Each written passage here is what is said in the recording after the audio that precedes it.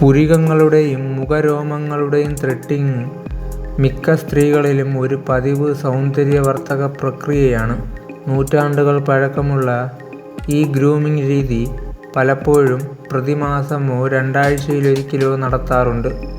ഇത് ചെയ്യാൻ എളുപ്പമാണ്, കൂടാതെ ചിലവ് താങ്ങാവുന്നതും സാധാരണയായി സുരക്ഷിതമായി കണക്കാക്കപ്പെടുന്നതുമാണ്.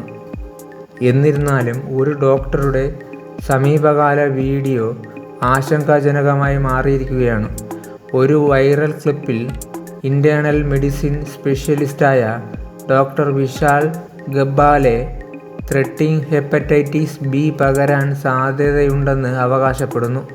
ഇത് പ്രധാനമായും കരളിനെ ബാധിക്കുന്ന ഒരു വൈറൽ അണുബാധയാണ്.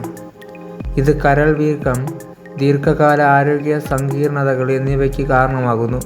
ഈ ഡോക്ടറുടെ ക്ലിനിക്കിലെത്തിയ 3 യുവതികളിൽ സ്ഥിരീകരിച്ചതിനെ തുടർന്ന് ഹെപ്പറ്റൈറ്റിസ് ബി വരാനുള്ള കാരണം എന്താണെന്ന് പരിശോധിച്ചപ്പോഴാണ് ഡോക്ടർക്ക് ഈ വിവരം മനസ്സിലായത്. 3 പേരും കോമണായി അസുഖം വരുന്നതിന് മുമ്പ് ചെയ്ത കാര്യങ്ങൾ നോക്കുമ്പോൾ 3 പേരും ഒരു സലൂണിൽ നിന്ന് ത്രെഡ് ചെയ്തതായാണ് മനസ്സിലായത്.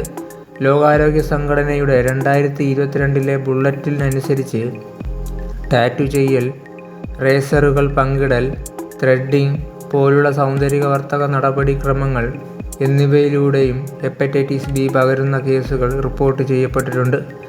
ഹെപ്പറ്റൈറ്റിസ് ബി വൈറസിന് മലിനമായ ചില പ്രതലങ്ങളിൽ ദിവസങ്ങളോളം നിലനിൽക്കാൻ കഴിയും.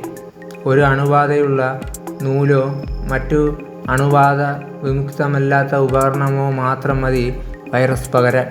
അതുകൊണ്ട് ഇത്തരം സാഹചര്യങ്ങൾ കൂടുതൽ സുരക്ഷ ഉറപ്പാക്കേണ്ടതാണ്.